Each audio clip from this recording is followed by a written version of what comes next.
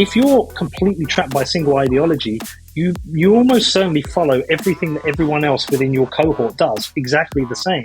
And I think you become trapped. And therefore, I find these people less authentic and I don't trust them.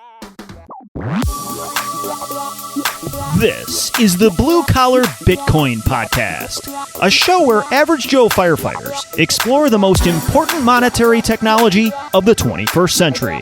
We talk Bitcoin, we talk finance, and we talk shit.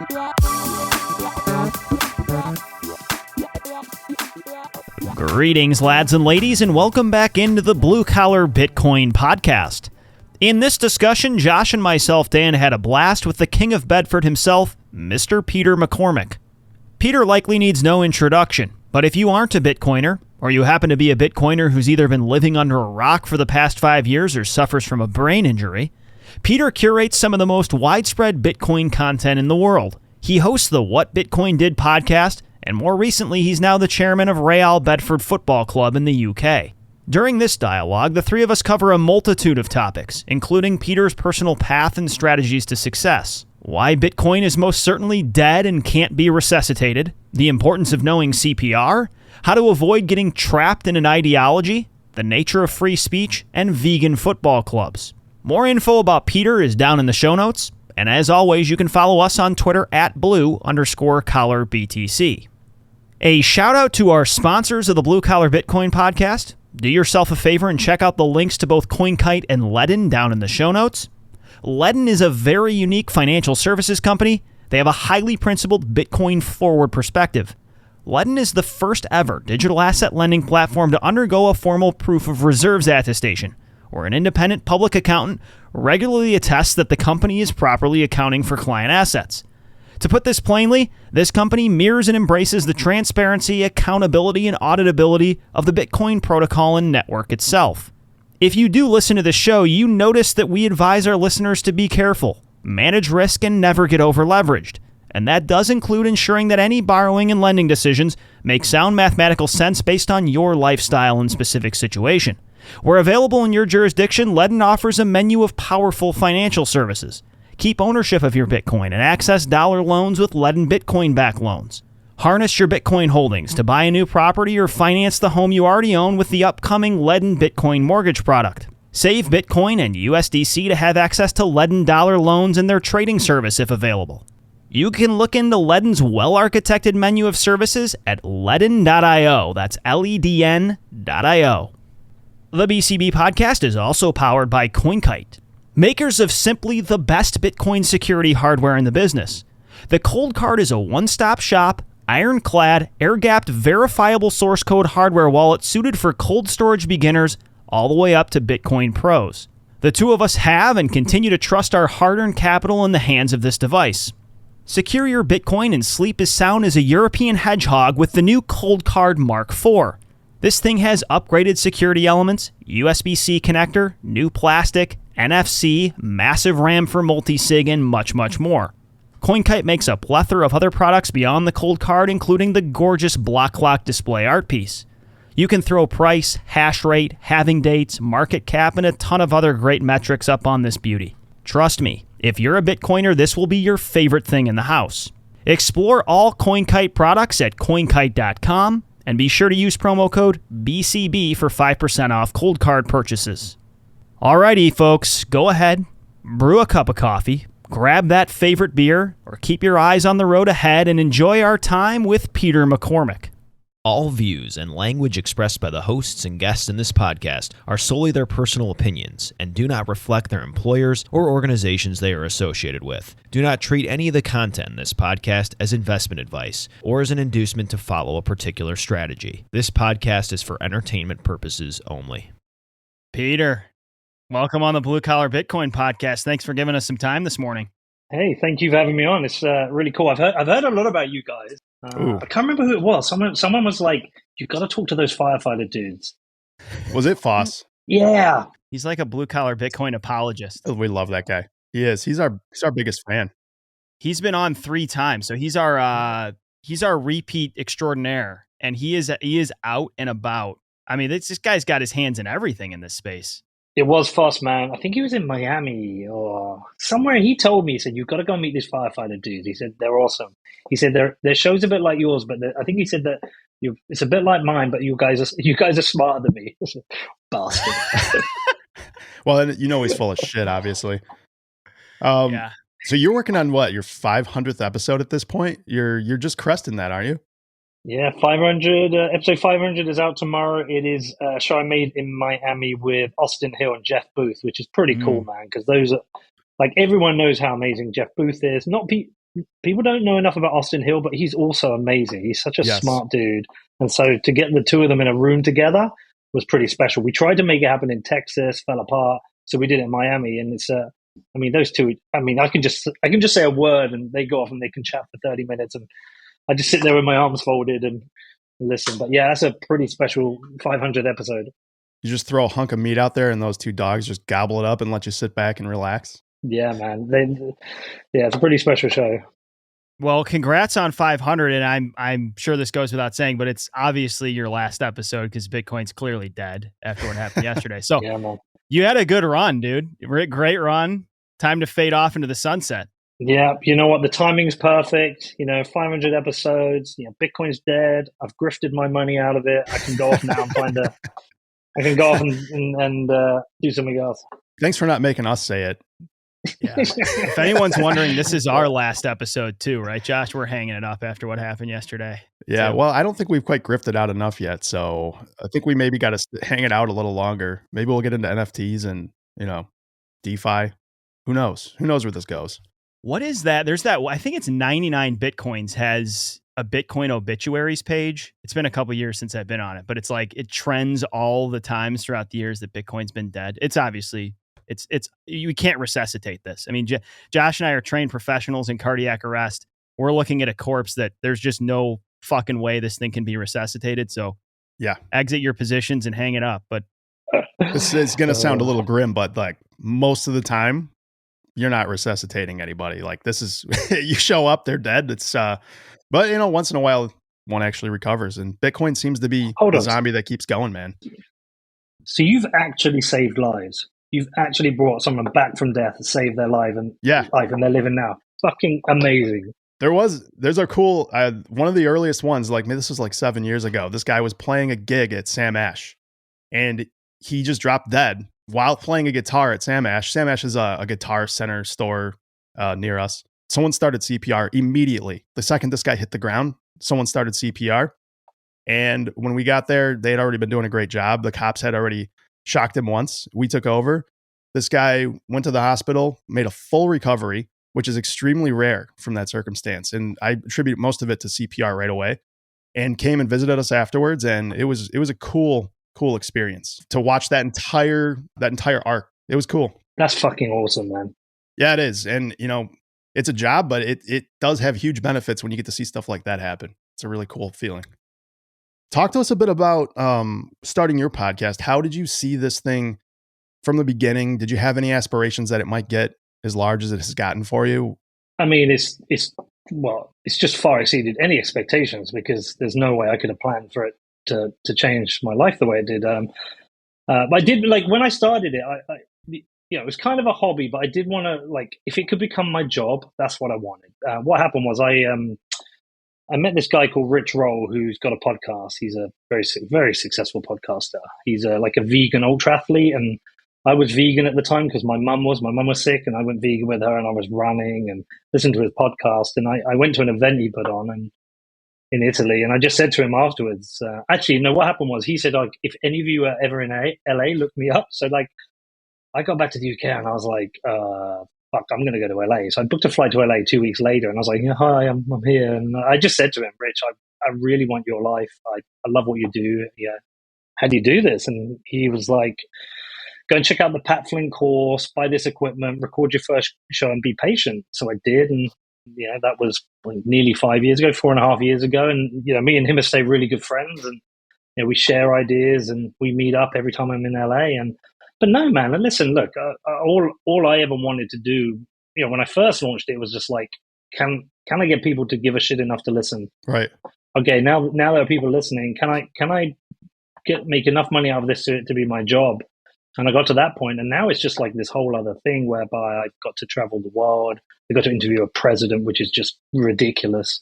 I got to buy a football team, which is my dream. So, like, yeah, dude, listen, every day I just feel so blessed and lucky to be doing this. And I keep expecting myself to, like, totally screw it up and it to end, and which is always a possibility. I know this isn't going to last forever, but like while I'm doing it, I'm just enjoying it and just feel very grateful that that I get to call this my job. We resonate with that totally. And, for us, this is a hobby. It's cool. But the real benefit for us and the people we work with too, I think, is getting to speak to people in the industry that we'd never get FaceTime with otherwise. We would, we would never be able to talk to Jeff Booth or Greg Foss on this kind of basis if we didn't have this going on. And it's a really cool thing to be able to talk to them a little bit, afterwards, and just get a little bit of feel for who they are outside of the public face that everyone sees all the time. How many shows have you made? We're on 53 right now. Oh, dude, listen, look, you guys have got a nice following. I know your show's really well respected. Like, people like you guys a lot. Checking out your Twitter, you seem to have cultivated a community of people who aren't dicks to each other all the time, which is nice. Yeah, you never know, man. Like, well, you know what? That comes with the territory of getting as large as you've gotten. Like, you're gonna find a shit ton more assholes out of a huge random assortment of people like you've got following you. Yeah, but I had assholes from day one. What I'm saying is, you don't know where this will be in 2-3 years. Like Bitcoin, podcasting is a bit like Bitcoin, right? In that it takes time. There's no like overnight success. Right. You have to do something, and you have to turn up, and you have to be consistent. Release your 1-2 shows a week over and over. You just got to keep going, Yep. keep going.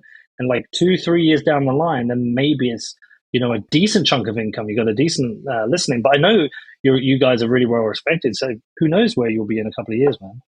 Well, thanks, man. We appreciate it. And on the topic of talking about crazies, what is the most insane DM, email, someone just off their rocker? I mean, are you getting death threats regularly from crazy people? What's the one that pops to mind as like, this fucking guy was insane and said some crazy shit and I had to deal with this?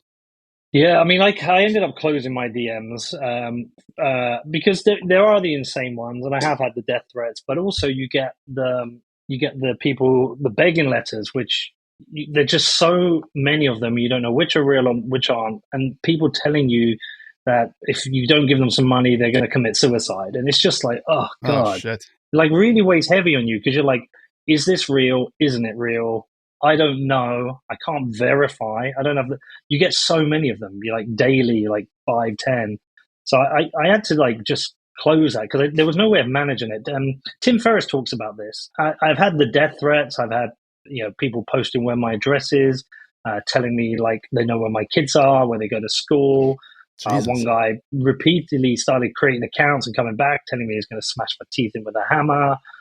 I've had people tell me there's ones that like you get the nutters who are like research your background who've been saying things like a guy the other week where I had to take a bit of a break from Twitter where it was like everyone's posted a picture of my mum who died of cancer and it was like everyone's glad she's dead. There's loads of ones like that, and it's just listen, dude, it's just bullshit. But in the end, it's like you just end up feeling sorry for these people because they're mentally in a very bad place. They're obviously not happy. Something's gone wrong in their lives. Yeah. So, like, it's hard to get angry with them. It's more like you just think, oh, fuck, man, what's going on in your life that makes you like that? But I think the more insane ones are the people who just like, I think the most insane ones are the people who, for years, day in, day out, just criticize you over and over and over. I think they're the most insane because you could see a death threat and you think that's like, okay, but that comes and goes. You can see a beggar. You can see someone says you're a dick. But when someone spends years, like literal years, writing stuff about you over and over again, I think there's like, that is the most insane because it's like, why have you dedicated your life to just like bragging on one person over and over again? If you spent that much time in like on your own life, think where you would be, think what you could do. So that to me is the most insane one. Something that's kind of interesting on that topic, Dan and I see crazy people all the time. We get psych calls on a daily basis. So we see the kind of crazy situations, the person that, what I'm picturing in my head when you explain that is a guy living, he's one of those tinfoil hat crazies living in his house with his windows covered. The house is a total disaster and mess. And we go visit these people on a daily basis. They basically go to the hospital. The hospital goes, well, we can't do anything with this crazy person. They kick them back out and send them back home. And then they just perpetuate this crazy cycle over and over. And yeah, you've unfortunately just had a couple of these people glom onto you and follow you around like insane nutters. Yeah, or it's someone who's just like, they're seeing somebody else living a certain life, and they're like, I want my life to be that way, and my life sucks, and my job sucks, and I haven't got to go. Like, they're obviously unhappy for some reason, and they just, the way they express their unhappiness is to rag on somebody else. And I don't know, it's a bit sad, and I kind of feel sorry for them, but at the same time, it's just the most insane. But there are other insane things where you can, like, that have happened, which are like positive, like when the guitarist from Kiss follows you on Twitter, or you get Casey Neistat follow you and you get to show it to your kid, or like Jan Molby, an ex-Liverpool midfielder, followed me and I messaged him. It's like when you start to get these people who are like your heroes, or you've seen them in concert, or seen them play football, start following you. That to me is just the most surreal thing. It's just like, wow, this is really cool. I get to talk to Jan Molby, who played football for Liverpool in the 80s and 90s, like an absolute hero of mine. That's awesome. And it's back to, to bring it back to what we were talking about with just tenacity of like staying at something long enough to be successful at it. I think, I've done a couple other things where I've seen that you start a small business, as long as you've sized this thing up correctly, you keep being consistent with it. That's the only way it's ever going to be successful. These overnight success stories you hear are generally people that have been at something for 5 to 10 years. And it suddenly from the outside looks like an instant success and people are all jealous about it. But if you don't have the ability to just stick to it, even when it seems like it's not going anywhere, you're definitely not going anywhere. And there's also the other side of it where you need to be able to size it up and say, all right, is this just really not going anywhere? Or do I need to turn my attention to something else? I think that's the skill that the really successful people have, to be able to pivot when they realize that whatever it is isn't working. I need to try something else, or start a couple of things simultaneously. But whatever the point is it's all about consistency and sticking to it long enough for it to have some success. Yeah, look, I'm a big fan of hard work. I mean, it's a very basic thing, but I'm a big fan of hard work. You and I get to speak to some of the smartest people, right? Jeff Booth and Nick Carter's and Alex Gustings. Like, these people, Lynn Alden, these people are so fucking smart. It blows my mind, and I'm just not. I have different skills. I'm more of a creative. So if you look at our website, my website's always been nicely designed. Our brand, like, that's just the side I am. And you get creative people and smart people, and you get all different kinds of people. But my job is one where I have to sit with smart people. So, like, my lack of maybe some people would say intelligence, or like way to reason things, it's not something I have, right? But what I can do is I can outwork people. So, this podcast has been going for 4.5 years. I've probably been on over 150 flights doing this podcast. And what people don't realize is, like, in the early days, I would get on a flight, the cheapest flight I could find. I would fly to New York, find the cheapest hotel I could. I would get up and I would do 2 interviews. I'd go back to the hotel room. I would then edit it. I would publish it. I would get up the next day and do the same. Then I'd get a flight to Florida, do the same. And I would travel all around the US as cheap as I could, doing all these interviews in person, because I preferred in person. And then I'd go back and work on it. And for like the first 2 years, I basically did it on my own. And I was, away from my kids and just traveling a lot and risking money. But like, that was the real freaking hard work that went into it.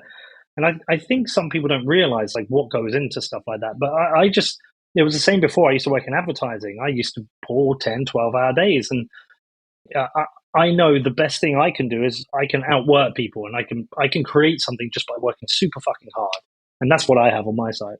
Well, I think it's like, number one, sizing yourself up honestly, knowing your strengths. And then if you are super weak in a certain category, find a good partner who complements you, like has the opposite, polar opposite characteristics that you can then lean on. And that's a beautiful partnership. The one other thing about, so the way that you take criticism with a balm, from what I've noticed, like especially the Peter McCook thing is hilarious. The way you've leaned into it, changed your name to that multiple times, and then just basically go along and agree with all the crazy shit people are saying. I honestly, and I think most of your audience, crack up when I see that stuff. And the way you haven't changed your personality, your political views in order to kind of fit a square peg in a square hole in this, because honestly, like most Bitcoiners started out, at least from more than 5 years ago, hardcore libertarians, Austrian leaning, they have very conservative views. And from my understanding of what you say, you're a conservative in Britain, which is a liberal in the US. So being able to kind of juggle those balls and hold it together, you're very genuine in the way that you approach that. And I think that's appreciated by your audience. Well, listen, I mean, I find it like there's like an easy side to this and a hard side. So the easy side is that I've always just felt like just be you, right? Don't try and be something you're not. Just be you. And I run a podcast where the large majority of my audience is in the US, like 55%, and the most vocal ones are in the US, and a lot of them are hardcore libertarians or hardcore conservatives. I'm from Europe, which is a bit more liberal, and we just have a different way of doing things. And I definitely appreciate a lot of the ideas that have come from American conservatives, and I definitely appreciate some of the ideas from libertarians, but that's just not me. I've grown up in a country where we have a little bit more of a social safety net. We have a national health service. We don't have guns. And you know what? And that's a society we have grown to love and criticize for different reasons, whereas the US has its own society it's grown to love and criticize. But I refuse to be captured by an audience. And it's for a couple of reasons. Like, firstly, I just don't want to lie to myself because it's fucking bollocks. But also, whether you agree or disagree with my views, which there's a lot of people who disagree, let's be honest, at least I'm being honest about what I think. When I say it, I honestly think it. Now, one of the tricky things, if you're somebody who's like attached to a particular ideology, I think you become trapped by that because suddenly it's a bit like that, that meme, I agree with the latest thing. I support the latest thing. Yep. Okay, someone posted that on my thing, and it was Biden, and it was COVID, and it was Ukraine, and it was abortion, right? So I was like, well, hold on a second. I never supported Biden and Harris. I didn't like Trump, but I didn't support Biden and Harris. I think Biden did one good speech I liked. I think he's pretty useless, but I didn't like Trump either. With regards to COVID, I certainly supported the initial lockdown, but I changed my mind. I never once supported any mandates or passports. Completely disagree with that. I mean, with Ukraine, of course, I have sympathy for Ukraine. The country's been bombed to shit by a dictator. But at the same time, I spoke to people and got people on my podcast to help me understand maybe some of the background to NATO. And then with regards to the abortion thing, which I haven't, by the way, ever been like really public about what I think because I just hate being shouted at. But honestly, I'm a pro-life person. But I'm empathetic to both sides. But I am personally pro-life. I do consider an unborn baby to be a life, and I don't like the idea of abortion. But I'm not somebody who shouts at people that they're murderers either. What I'm saying is like my position is always nuanced. I'm always trying to understand people's sides. But if you're completely trapped by a single ideology, you almost certainly follow everything that everyone else within your cohort does exactly the same. And I think you become trapped. And therefore, I find these people less authentic, and I don't trust them. I trust Rogan. The reason I trust Rogan is he's not trapped. He has some right views, some left views, some centrist views, and I think they're the people you trust most. So, firstly, sorry, I was a long-winded answer, but go. That's why I'm that way because I want people to trust me, whether they agree with me or not. And then, secondly, in terms of the way the criticism comes in, I mean, look, sometimes it gets to me. Like I dramatically quit Twitter the other week, and then I came back. But I had about a month off, and a lot of the opinions weigh heavily on me. If we had my producer Danny here, it'd be like, after every show, we discuss what we asked. Did we do a good job? Could we have done a better job? We review the comments on YouTube and saying, are people fair? Are there fair criticisms? And if we think there are, we try and learn from it. I consider it a job and a career, and I should try and always get better at what I do. So I take all the criticism, a lot of it to heart. But at the same time, it's like any show I release, dude, you go on the YouTube, and it's like, if it's someone who's from the left, all the right people are saying, well, you've got this woke lefty moron on it. If it's all libertarians and people are saying, God, why have you got these? Like, why don't you have anyone from the left on? It's like, you can't fucking win. So once you realize you can't win, you might as well let it bounce off you as best you can. Just say, okay, fine, whatever. This is me. This is who I am. Being exactly right. So like, I'm a huge fan of what Musk said about potentially how he could run Twitter, which is if everybody's pissed about what's being said, then we have free speech. And I completely resonate with that. If there's only one side getting, somehow criticized or somehow censored on Twitter, that's just untenable. Like if you allow people, and that's the really, really gray area. Like how far do you what do you allow people to say before it becomes something that should be censored? And that's not something I'm here to say I know. And I don't think anybody really knows, because it is a bit of a public square where if you say something really fucked up, you can actually potentially harm people. But I think Musk is positioned and has the right disposition to do a really good job with this. At least that's my hope. I think at this point, it's pretty apparent to most people Twitter is fairly censored, depending on what you say and how you say it. Yeah, and it's certainly censored the right more than the left, which has been a historic issue because tech is primarily left, right? Tech and media and Hollywood and music industries primarily left. I mean, most people who you don't tend to find staunch Republican pop stars, right? Because you would be completely cancelled, and that's. Yep. And that's a disgrace, because when you think about it, a lot of conservative ideas are very, very good. That they're hard not to support, but it's just become this kind of like battleground. Listen, I think all speech should be free within the limits of the law. You should be doxing people and threatening violence and threatening to rape people. But there are some nuances and complexity around this. As with every issue, it's like, is a Russian bot free speech? If you've got a Russian bot farm spreading misinformation, is that free speech? Should you be blocking those accounts? I mean, I don't know. I think you should.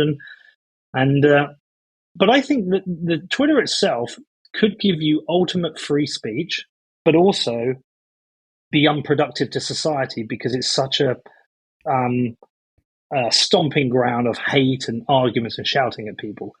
I think Twitter could be improved just with better tools. Sure. For example, just one feature I would absolutely love is to block the ability for people to comment on my feed. Now, some people have said that's censorship, but I don't think it is. I think it's my feed.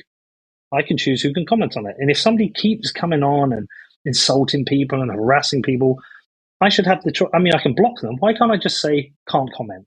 Because for me, that would be super useful. Because I don't have to block them.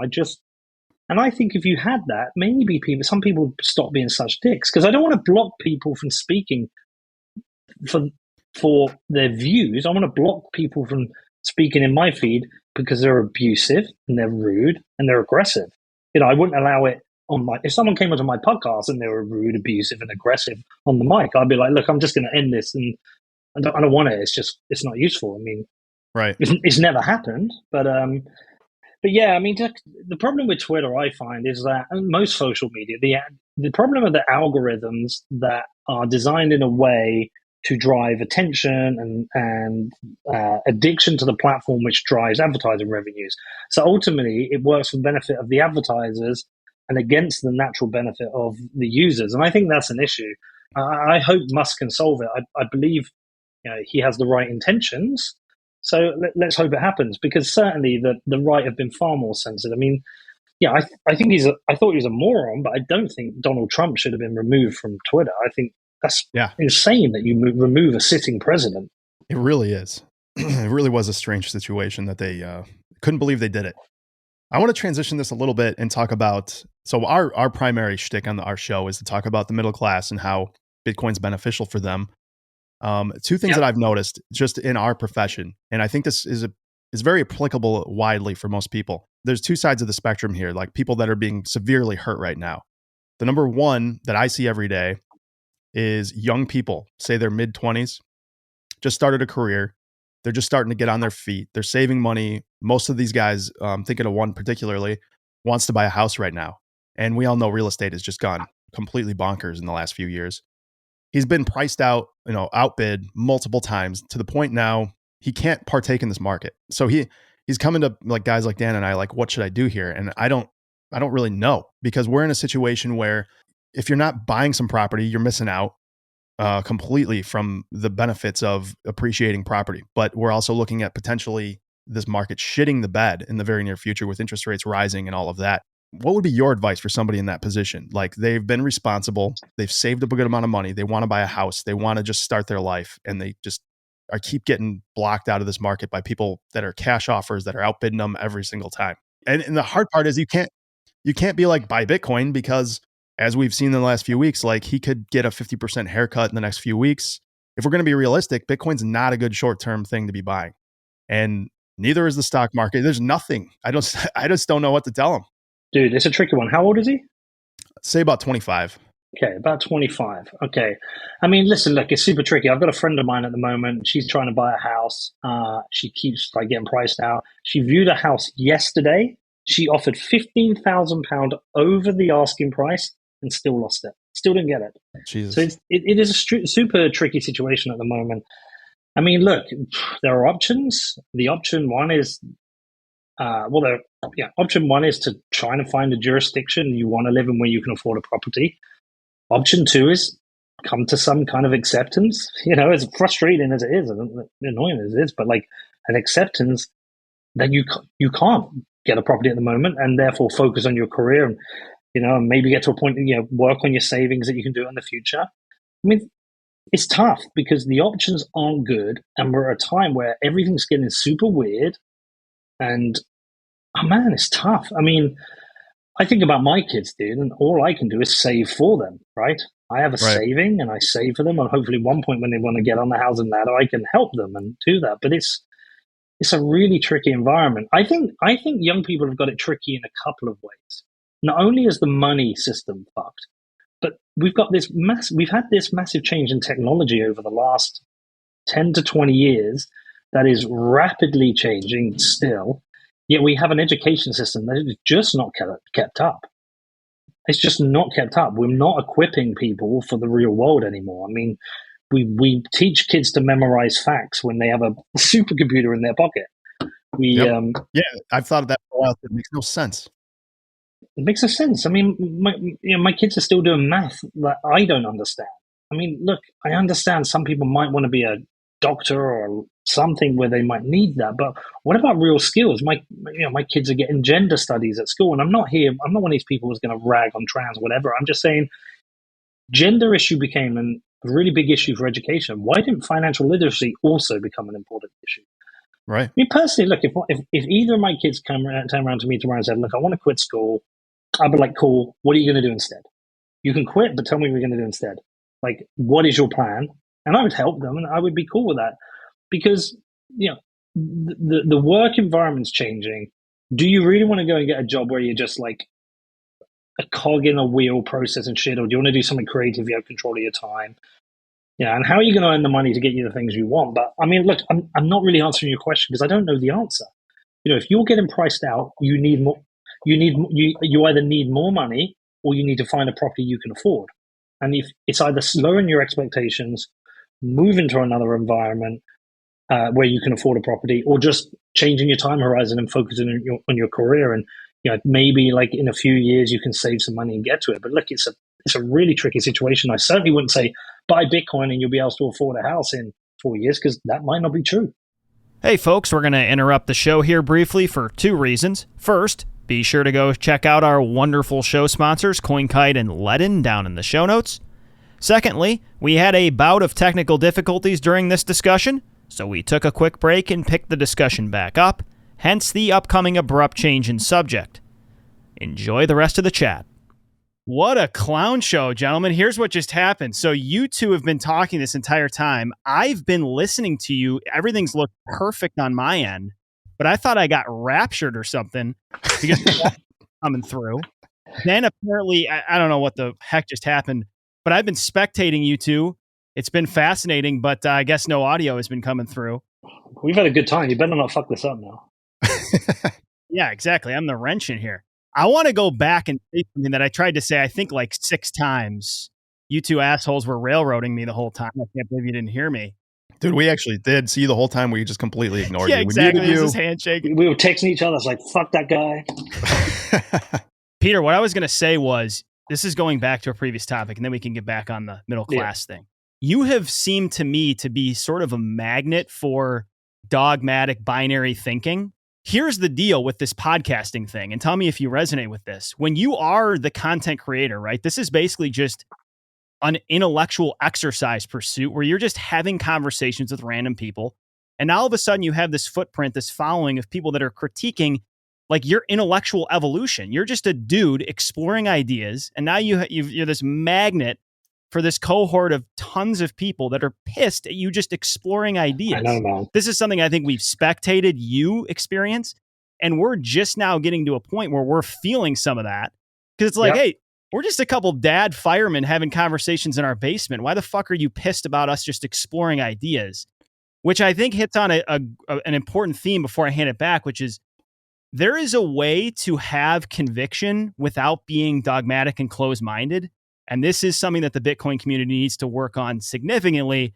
It's getting crazy. People are being disallowed to even cover topics on these podcasts. And like, where are we going? This is not an environment of intellectual integrity when you tell people they can't talk about certain topics.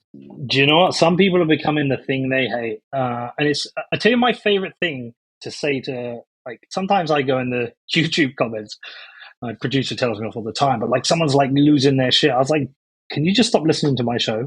Just like, don't listen. I don't want you. Like, just don't be part of it. But my favorite thing to say to somebody is, I'm sorry, I just see the world differently than you. Right. That's it. Yeah. But the point I'm trying to make is like, it is a complicated world, and there are lots of different people who see it differently. And I am not a fan of binary thinking because I try and understand the nuance of every situation. Like, back to abortion. It's like, there's two sides, kind of. It's either you're murdering babies or you are enslaving a woman's womb. That's like kind of like the two, like, you're a baby murderer, you're a womb slaver. It's like, well, hold on a second. Can we just talk about why do these people think it's a baby being murdered? And why do these people think it's a womb being enslaved? Like, how do we solve these complicated problems? How do we work through it together? And that's what, and it doesn't have to be abortion. It could be anything. It could be trans issues. It could be Bitcoin. It could be war in Ukraine. Anyone who takes a binary position, I immediately just kind of discredit them because there is always nuance to most situations, even a little bit, right? There's a lot of wisdom in saying, I don't know, or I need to go look into this. I need to research this. Not I have an immediate opinion that is based and predicated on what I've heard from CNN or Fox News or some asshole on the internet that's just going off on some crazy tangent. Having the ability to introspect on yourself and say, I am not educated enough to have an opinion on this yet. Let me go figure it out. Or I'm educated and I've looked at it and I find it really complicated because I see all this argument and I'm like, I agree with part of it. And I see all this argument and I agree with part of it. Like, can we come together and figure it out? But unfortunately, we've got these assholes who are online and they're like, agree with me. Agree with me. Why don't you agree with me? You're a fucking idiot. I'm going to make memes of you. Fuck you. I'm going to want to cancel you because you don't agree with me. And it's just like, well, holy shit, man. It's like, yeah, I don't agree with you, but you yelling at me is not going to make me agree with you. But come at me with your best arguments and let's talk about it. But by the way, these are also my arguments. Well, I disagree with you. But again, I blame media and I blame social media.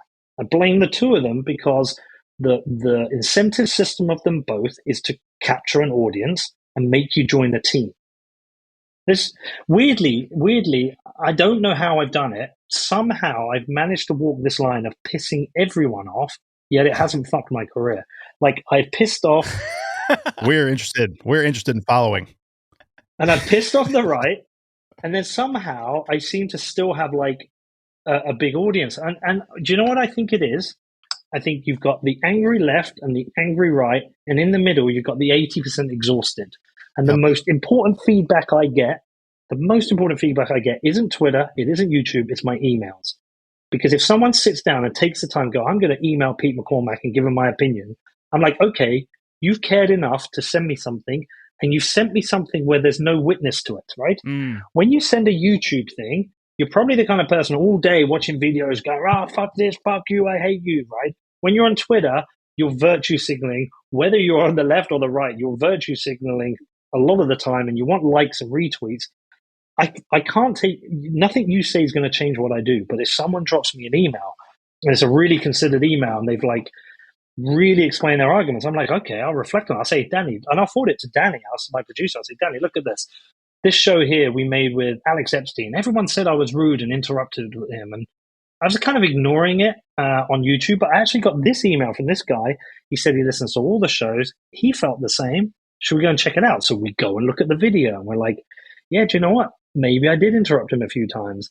Am I exposing my own bias here? Yeah, I think I am. So like, what I'm saying is like, I am always just trying to find an answer. And I'm trying to help other people find an answer alongside me, come along on the journey, and like let's try and figure it out. And I'm rambling here, but what I would say to most people is like, you are not going to shout people into agreeing with you. Yes.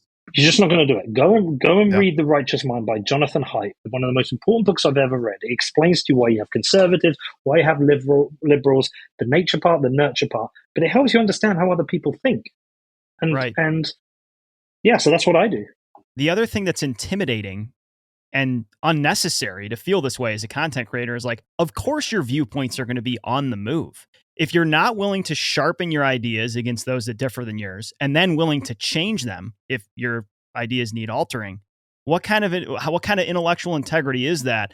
And that's some of the preposterousness of creating content for years, which you've done. Of course, there's going to be things you said 3-4 years ago, or even last week, that you no longer align with, or that have gone in a different direction. I think the point I'm making here that I think is so important, we have to be able to sharpen ideas. But Dan, are you saying that as humans we learn and we grow? What a ridiculous concept. You are not allowed to learn and grow. Once you have an opinion, you're meant to keep it for. Look, it's fucking bullshit. I mean, I pissed a lot of people off when the lockdowns first happened. I was like, I support these draconian lockdowns. Like, shit's getting real. And then, 6 months later, someone called me out. I was like, yeah, you know what? I was wrong. I got that one wrong. And if you want to build I think if you want to build a long-term career, you can either be captured by an audience or be authentic, right? And if you're authentic and if you do these things, I'm sorry, I got this wrong. I don't know. I'm just trying to find, like, if you do these and you show that you can meander between different ideas, then I think people will build trust. Right. But you've got to stick to something, like, because there is a commercial trapping that independent content creators have, which is exactly the same as mainstream media. The mainstream media is trapped by advertising. They need advertising, right? So if you're Fox News, you have to support Trump, support every Republican. You have to shoot down every Democrat idea, and you support your base and you support your advertiser base. CNN, Fox News are a mirror of each other.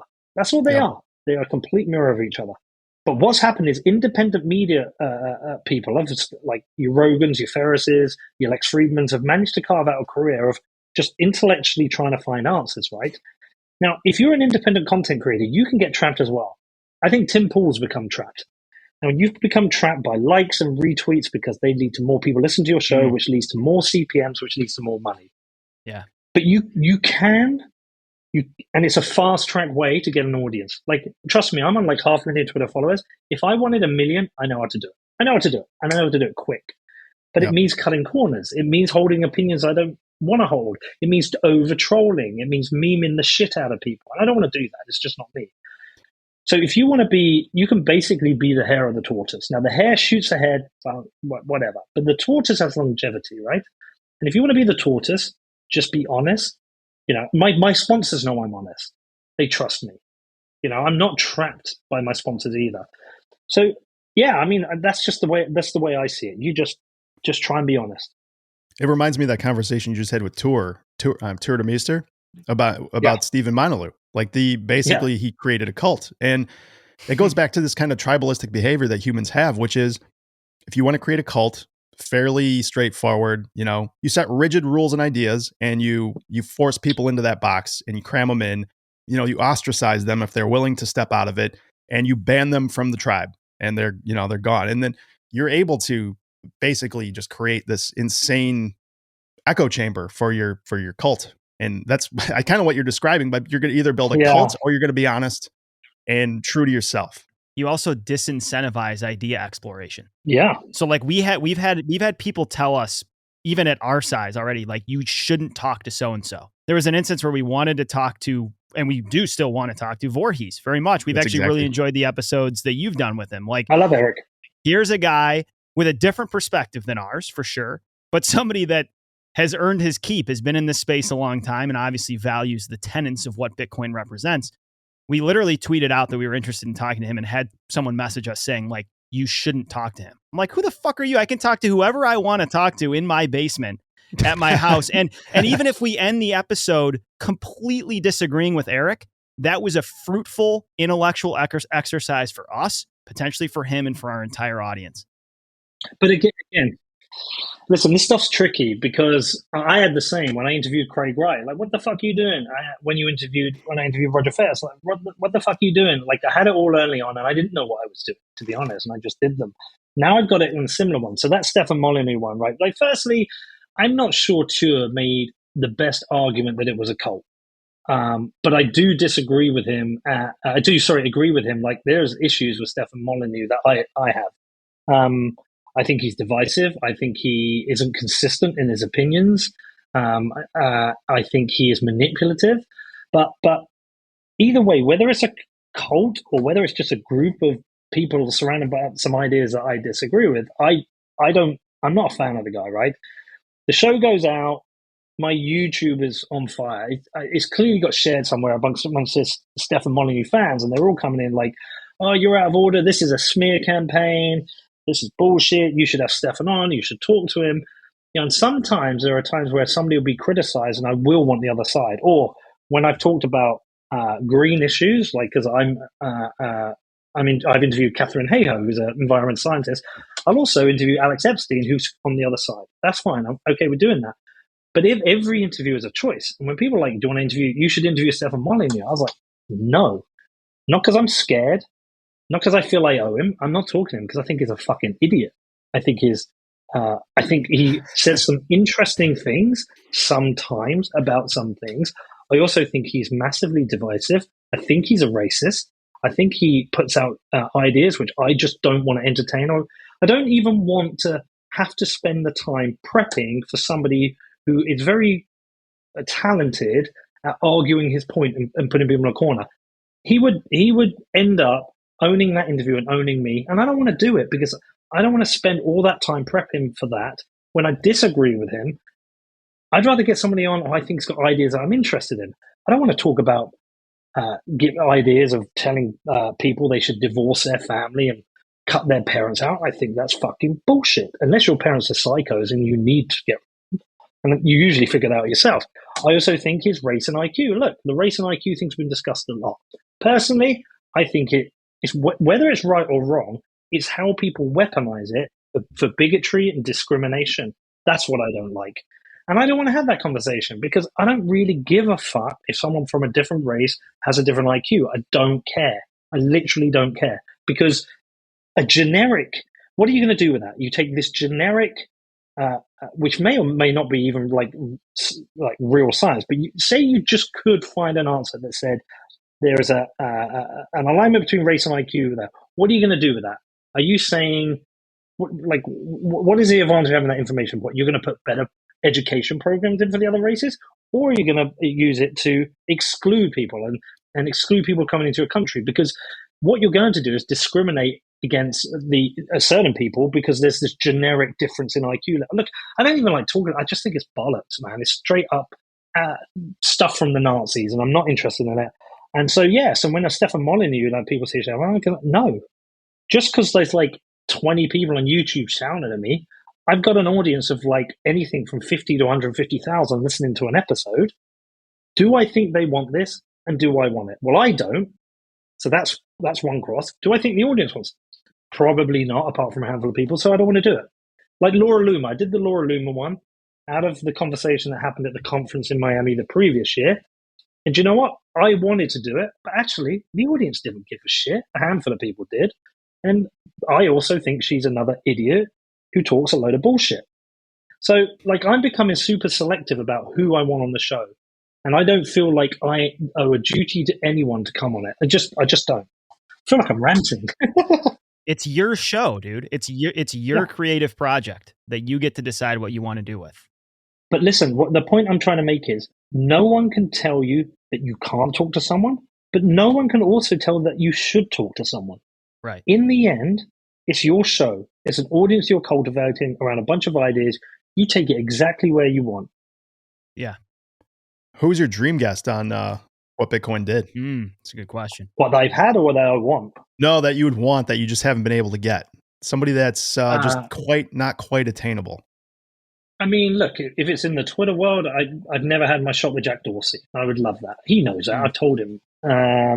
Outside of Twitter, God, I would love to interview the Liverpool manager Jurgen Klopp or James Hetfield from Metallica. Or Metallica. Carl from Earth Crisis. I think I'll end up interviewing him at some point. I just think he's an interesting dude. Peter, if you had to interview one person for the rest of your show, come on every fucking week, who's it going to be? Oh, that's a fucking good question. Do you know, I hate it when you know when you turn around to somebody and you say, what's your favorite film? They go, well, I've got 3. And it really annoys me because it's like, it's a cop-out. And I can think of 3 straight away. But if I had to have one person for the rest of I think I would go with Austin Hill.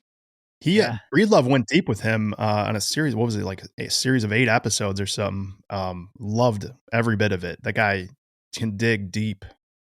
Austin Hill is smart as shit, knows a lot about everything. He's rational. He's not like ideologically trapped. He's just so interesting. And every interview I've had with him, I just literally sit there taking in every word. There are other candidates, but I always prefer when you ask someone for an answer, what's your favorite film, your favorite band? Just give one answer. And for me, it'd be Austin Hill. Let's talk football here. You're kind of realizing a dream. Talk to us about Real Bedford FC. What's gone on the last year? What are the future aspirations? Are you orange pilling some footballers? What's going on? Well, that was the last 6 months have been a very humbling experience because I was like, I'm going to buy this team. I'm going to raise loads of money, and then I'm going to get them in the Premier League.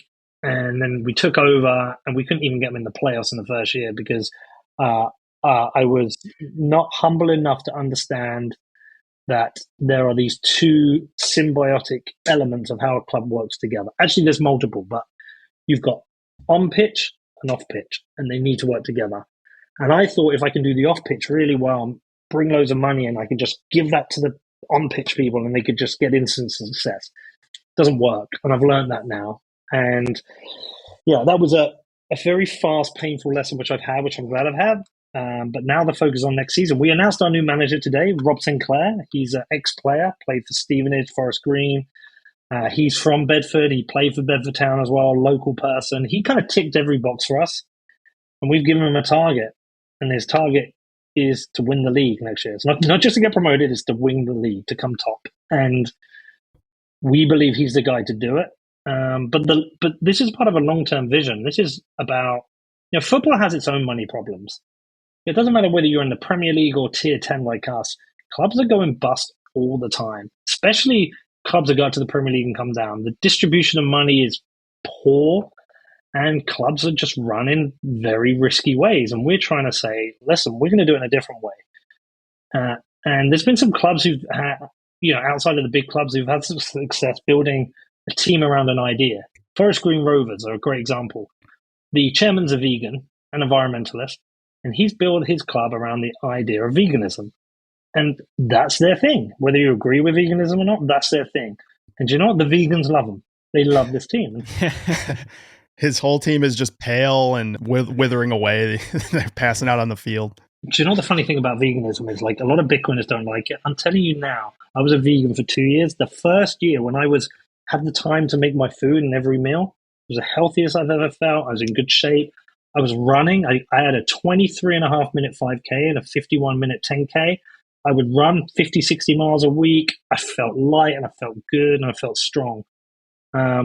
I think any diet works as long as you look after your body and you know what you're putting in your body. But that's a side point. There's going to be a lot of shit talking about that one in the comments. Yeah, well, somehow, like, Bitcoin maximalism has been associated with all these other tenets of belief. Somehow being a hardcore, relentless carnivore who doesn't eat any vegetables is associated with Bitcoin maximalism. Yeah. So. Well, I mean, look, do what you want. If you want to be a carnivore, be a carnivore. You want to be a vegan, be a vegan. If you want to be an omnivore, like whatever, just do what you want. Just stop fucking shouting at people for not being the same. It's dumb. Agreed. But yeah, so we're building our club around the idea of financial responsibility, ultimately through Bitcoin. And because of that, we can get Bitcoiners to be in. You guys, do you care about how my team does next year? Honestly, no. Fuck you.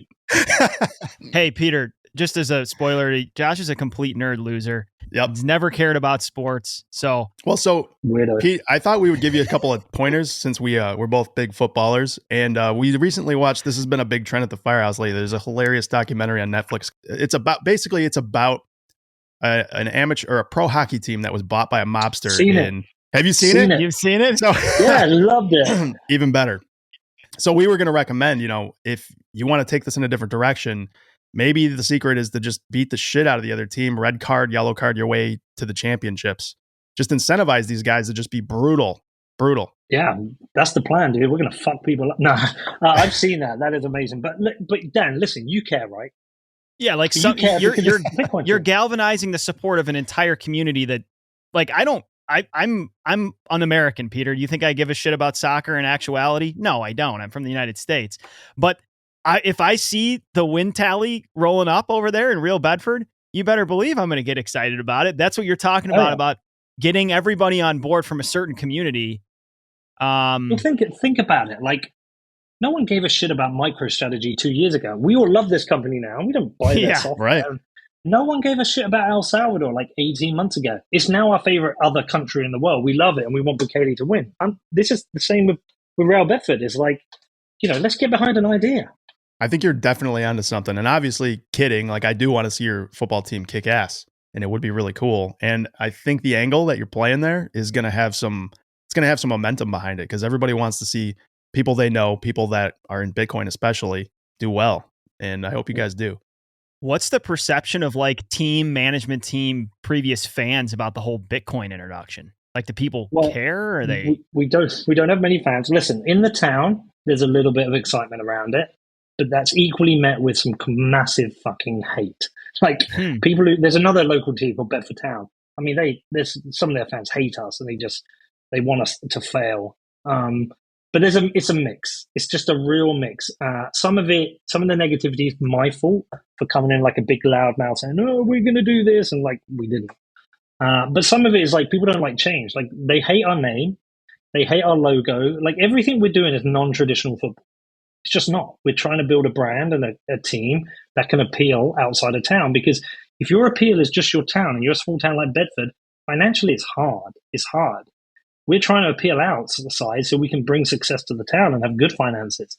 But that requires a strategy. But you know what? Like, I'm going to get knocked for this a lot, and I'm just going to keep plugging away. I think this is an important project for me, if I get it right, for Bedford, but also for Bitcoin. What's the dream with this team? Premier League, win the Premier League. I mean, if you see in dream, yeah, but realistic dream is league football. So you got the Premier League, then you got the Championship, League One, League Two, and that's considered the football league. Those two. If we got to League Two, oh my God, we've never had a league club in Bedford. If we could do that, honestly, I would die a happy man. That's the dream. How far away are you from the Formula One team by? You know what? Funny enough, my a good friend of mine I went to school with, Max Verstappen's race engineer. Like, big shout out to GP. They crushed it last year, won the title. They're looking good this year. I love everything he's doing, but he's the local Formula One celebrity, and that's for them. But I'm never going to be rich. I'm not great with money, because when I have it, I just give it away. I'm always giving it away, and I would throw every penny I have into this football team to bring league football to the town. That's like, it's such a big, important thing for me to do. So I doubt I'll ever have the money for a Formula One team. Let's switch to the dream of your show. Like, what do you think is the future trajectory of your show? You think you're going to stick Bitcoin? You think you're going to go elsewhere? What are you feeling? What is it, 4 years in? What are your thoughts on what Bitcoin did? Yeah, it'll be 5 years in November. I mean, look, I think the natural progression will be, it depends how long the time frame is. Like, one or two things will happen. we'll get to one of three things. Bitcoin will die, so I won't have anything to talk about. I don't think that will happen. Bitcoin will just become a thing, like a normal thing, so you won't need to talk about it. Right. Or I will be just worn out talking about Bitcoin and just want to do other things and just like career-wise, I just, Bitcoin is wearing and tiring, right? Being shouted at and insulted all day, every day, just like it's a bit much after 4.5 years. And just I have my own intellectual curiosity. I want to talk to other people. I love to interview other people on a range of subjects. So I mean, do I see myself hosting a Bitcoin show in 10 years? No, but probably hosting a podcast. Maybe I get to the point whereby like Bitcoin's one of my subjects, but I'm like a mixture of Bitcoin and economics, governance, and just weird and interesting people. I mean, Bitcoin will probably always be part of it, but will it be all of it? I don't know. I see some of the people like Lex Friedman interviews, and I get super jealous. I'm like, I want to talk to him. I think that all the time as well. I love Lex's long form. I love how deep he dives into whatever subject it is, and just random shit. Like when he talks to somebody about aliens, I'm listening to that fucking episode. I don't know why it's such an interesting topic to listen to people at the forefront of whatever scientific endeavor they're into talk about aliens and crazy off topic shit you don't expect them to talk about, and super interesting. And Lex has a great way to just be curious and stay out of the way. He just does it well. Yeah, so I wasn't a fan of him originally. I just wasn't a fan of his. Like, and I was like, I don't get this. And then I listened to the Sailor one. I was like, now I understand the subject. I get what he's doing. And now I'm a fan. I'm a fan. His Breedlove discussion may be the best single Bitcoin podcast I've ever listened to. Fuck you. I hate to tell you that, Peter, but hey, I'm being honest here. It is so good. It's more of an intro resource. It's a 3-hour deal, but it's the way Lex picks things apart. And you do this too. Rogan does this, but sometimes it is a bit of a slow burn. Like it's at that 15, 20, 30 minute mark that things kind of start heating up. And if you don't have the patience for it, you're missing out, because that's where a lot of the good content comes once the rapport has been built and the question asker kind of lets some things marinate and decides which direction to go. No, I'm with you. That Breedlove one blew my mind. It is. I'm with you. I would struggle to think of a better Bitcoin show. I would struggle to think of a better Bitcoin show than that. It's one of the best. Just holistically, all in one. Yeah. Yeah, but I also there was a show that prompted with Murad, which I also thought was a great intro, but for an entirely different reason. It was a lot more basic. And I also loved the Lex one with Nick Carter. I thought that was super good as well. I mean,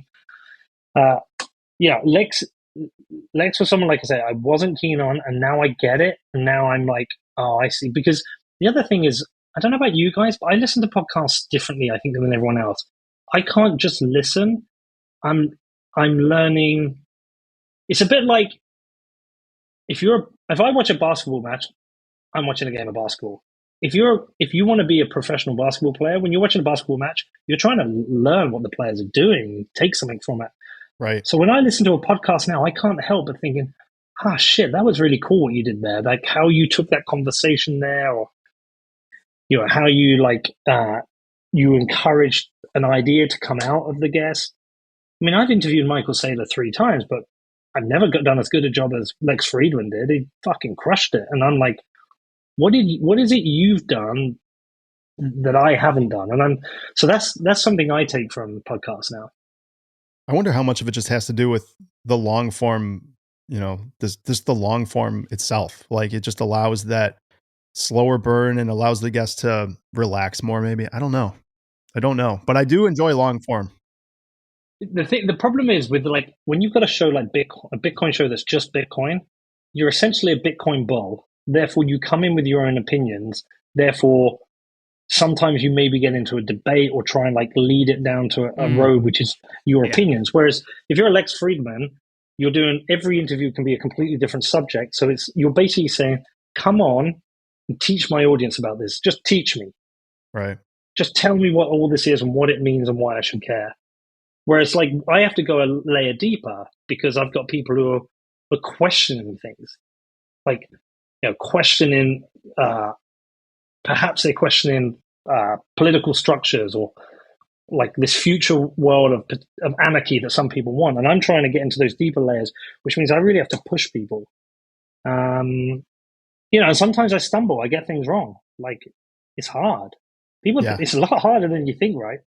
I'm kind of one of those people that if I had to go on one side of the spectrum or the other, anarchy is kind of appealing in a lot of ways. And listening to you talk to guests about that, I completely agree with your holistic view on it. Like, in order for us to ever get to that, there has to be a whole lot of disruption and a whole lot of scary shit, for society to kind of work its way through. And that's something that I think people that, again, are holding some kind of a very rigid view on how this should be are misunderstanding the transition from how things are to how things ideally they'd like them to be. It could be very, very tumultuous and dangerous. Yeah, I mean, how do we get there? What's the net result? And what are the implications? And it's such a complex subject. Like, this is an area that has been awesome for Josh and I as friends because we're in different spots with this. Like, when you get into governance and all this stuff, and this may surprise some of our audience, but Josh and I have many different viewpoints. That's why we value our relationship so much. And that's why we get things out of discussions. And I think we do a lot of sharpening each other's views on that, which is good. We do. A lot of lengthy text threads and discussions where we disagree. It's such a complex subject. I do look at the libertarian view and I do consider it somewhat adorable. Like, you basically want to open up the entire body, right? And have organs spilling out right in front of us. It's not ripping a Band-Aid off.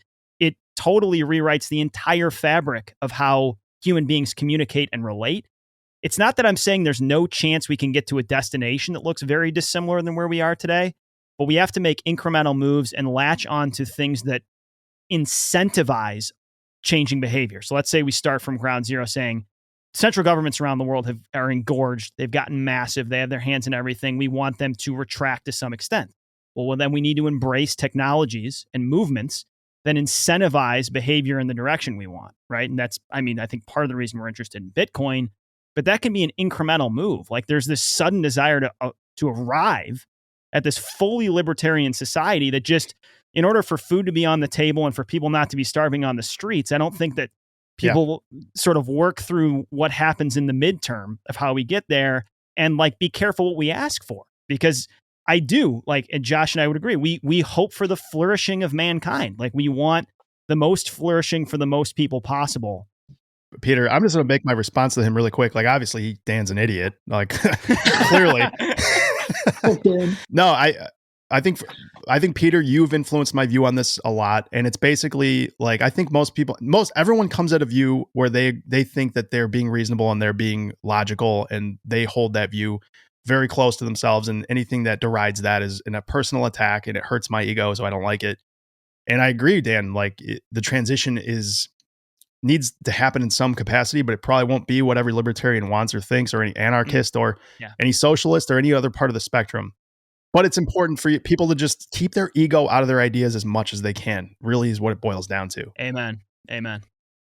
Yeah, I'm not against libertarianism. I keep getting told, when I question it, well, you don't understand it, or you're straw man. It's like, well, it's just, okay, explain it to me. But I'm not against it. I think on paper, everything I'm told makes sense. I just think the reality is going to be different. And I also think, can we get there? Like, if you burn down the state, what do you think happens? I think you end up rebuilding the same thing again. You do, because people start to want to organize themselves, and then they create hierarchies, and then they create structures, and then they create rules. And then who votes on those rules? I think you end up rebuilding it. And what if you burn it down and create the whole thing again, but it comes out worse? You go from a liberal democracy to an authoritarian state. You go from a Sweden to a Venezuela. Who knows? There's a lot of risk. There was a lot of people who died and fought for the freedoms we have now. And yes, we don't have absolute freedom, but why? Let's question why. Is it possible? Can we make what we have better? I don't disagree with the view of libertarians. What I question is, look, the USA is the most libertarian country there is, right? And I'm going to steal something from Lynn Alden here. This isn't my own thinking. You have 50 states. She said, why isn't one libertarian? We got 50. Why can't all the libertarians move to one and test it out? it's a better place for ideas, and that idea just hasn't been bought. But authoritarianism has worked, and socialism. When I say worked, I mean happened. I mean it's worked. Socialism's happened. Capitalism's happened. Democracy's happened. For some reason, like anarchism hasn't truly happened. Usually, someone goes, "Oh well, you don't know of this example in French New Guinea on this." I'm like, fuck, I don't care. Like, it hasn't happened in a meaningful way. And why not? And then, like, what are you going to do to make it happen? Are you going to stay on Twitter all day just, like, LARPing about libertarianism? Or are you going to get out there and make it happen? You're going to build a community. So, like, I'm not against it. I just want to say, why hasn't it happened? How do you get there? What's the net output? Like, if the net result is worse than we are today, well, like, is it worth it? Or is that the reason we're not there? Because there are more people who are collectivists than individualists. But also, I want the libertarians to engage in more politics and just like get some of your ideas in there. Make the state a bit smaller. I think the vast majority of people in general they value safety much more than they value freedom. I think that's fairly clear after, especially the last couple of years. People are very easily, fear is the number one motivator for human beings because we evolved in a savanna with, potentially a lion in the grass over there. So being fearful of that, you're going to propagate your genes more likely than the guy who isn't afraid and gets eaten by that thing. Yeah, but hold on. What's that thing that's saying, like, everyone brings out that point of, like, is it Ben Franklin or someone who said, or George Washington, anyone who gives up freedom for a bit of security deserves neither, or something. I'm like, okay, like, that's a really good line to bring out to make someone feel shit about their feel like a pussy, ideas or something. Yeah, I feel like a pussy, but like, we want safety sometimes. We want to lock our house. Like, I don't want guns in the UK. I'm like, I absolutely respect guns in the US. I love shooting guns. I think it's fun, and I just don't want them in the UK. And if you had a vote, I honestly think somewhere between 95 and 99% of people will be like, no, we don't want guns, and we're okay with this. And then people can say, oh, well, you won't be able to take it down on authoritarian government. It's like, well, fuck's sake, when are you guys going to do it? Like, we're not in 1776 anymore. Like, it's 2022. You've had 200, 300 years of this. You've not needed it, and you're probably never going to need it. So, like, I just don't buy that. It's I think it's a way to, like you say, make someone feel like a pussy, and it doesn't respect the idea. Like, we are naturally collectivist. We naturally work together. We've just fucked it up a few times, and we're fucking it up again. But if we swing the pendulum the other way, we'll fuck that up. Because we're humans. If we just fuck everything up.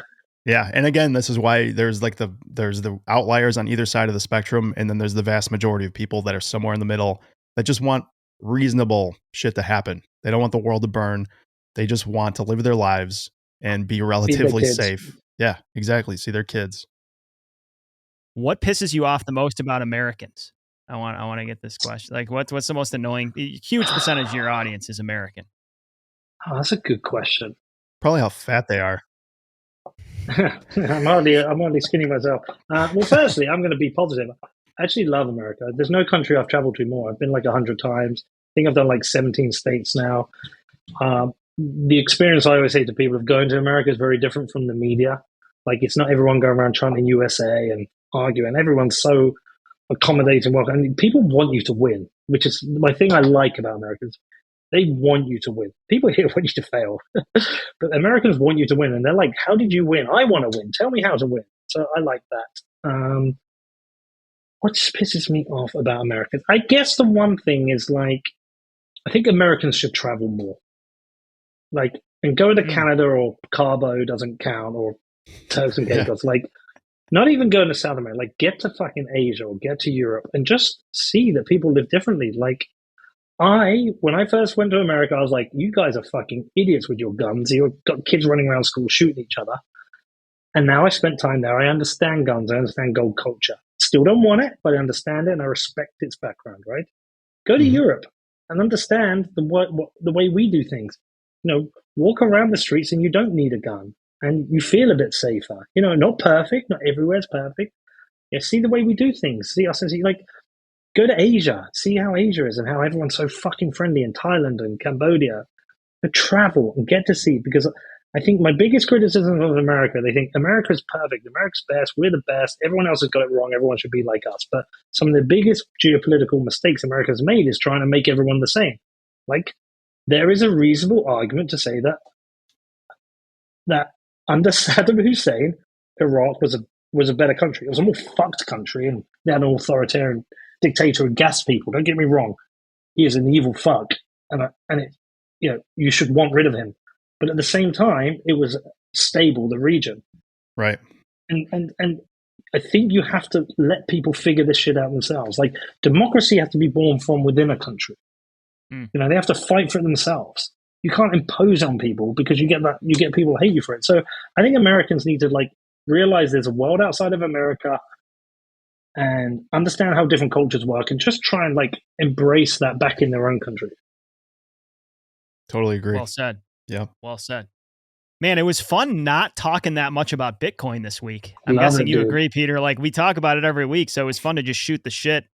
And I'm sure, hopefully, our audience agrees. They've spent a lot of time listening to you do the interviewing, so hopefully they learned a little bit more about your angle. When are we going to get a beer in? If I come to Chicago, can we make it happen? We'll make it happen for sure. 100%. All right, man. Right. There's something wonderful, podcast or not, about just being in the company of like-minded or non-like-minded individuals that sharpen your thinking. All right. Well, listen, let's make it happen. When I'm in Chicago, I will let you know, and we'll get that beer, and I'll see if I can get Jack Mallers to come out and join us. Awesome, Peter. Thank you. All right. Well, wicked. Keep doing, guys. Keep crushing them. Thank you for having me. I really appreciate it. Yeah. Thanks for joining. Thanks so much for listening into the show. If you enjoyed this discussion, be sure to like or subscribe on whatever app you're using for podcasts or on YouTube. And if you have an extra minute, go ahead and leave us a review. We are also active on Twitter at blue_collarbtc, and our email address is bluecollarbitcoinpodcast@gmail.com. We invite questions, comments, or inquiries of any kind.